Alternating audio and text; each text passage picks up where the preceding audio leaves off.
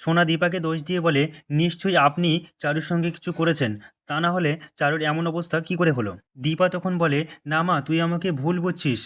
চারুর বাবা মা যে প্লেনে আসছিল সেই প্লেনটা আগুন লেগে চারুর বাবা মা দুজনেই মারা গেছে। আর এই খবরটা শোনার পর থেকে চারু অসুস্থ হয়ে পড়েছে। আর চারুকে এবার তোকে সামলাতে হবে। সোনা তখন পিছনের কথাগুলো মনে করে দীপাকে আবার দোষ দিয়ে বলে, আপনি যেখানেই যান সেখানে সমস্ত কিছু খারাপ করে ফেলেন। তখন দীপার অনেক কিছু বলার থাকলেও কিছু না বলে সেখান থেকে চলে বিগ বংয়ে আসে। তারপর সাক্ষ্যদীপের মা দীপাকে বলে, তুমি যে সমস্যাগুলো ফেস করছো তাড়াতাড়ি সেই সমস্যাগুলো থেকে বেরিয়ে এসো, তা না হলে তুমি নিজেই শেষ হয়ে যাবে। আর বলে, তুমি সমস্যাগুলোকে কাটিয়ে সামনের দিকে এগিয়ে যাও। এদিকে সূর্য সোনাকে চারুর সঙ্গে পাঠিয়ে দিয়ে ইভেন্টের পুরো দায়িত্বটা নিজের কাঁধে নিয়ে পরদিন ইভেন্টে চলে আসে।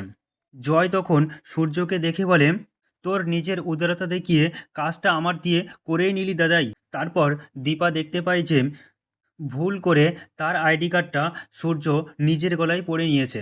কিন্তু এটা দেখে দীপা সূর্যকে কিছুই বলল না। তখন দীপা নিজের কাজে মন দেয়। তারপর দীপা জয়ের কাছে গিয়ে মন দিয়ে কাজ করতে বলে জয়কে।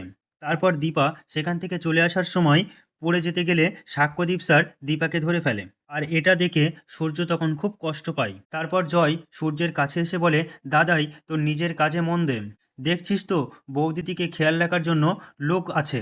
তারপর সূর্য জয়কে গয়নার সমস্ত দায়িত্ব দিয়ে সিন্ধুকের চাবিটা জয়ের হাতে তুলে দেয়।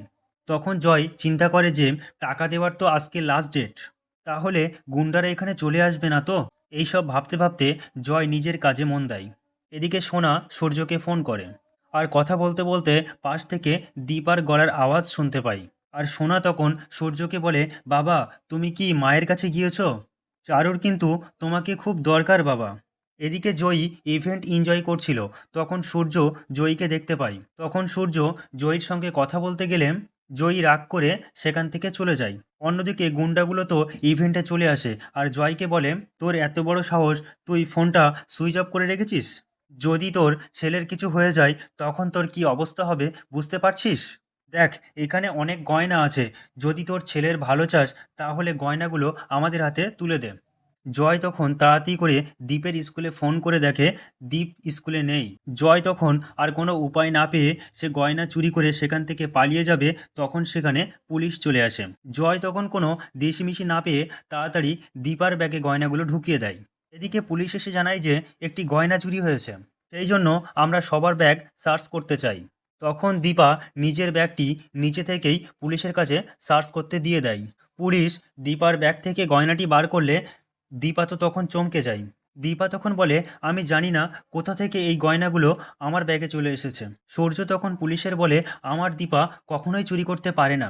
পুলিশ তখন বলে, আপনি যদি চুরি নাই করবেন তাহলে এই গয়নাটি আপনার ব্যাগে কি করে আসলো?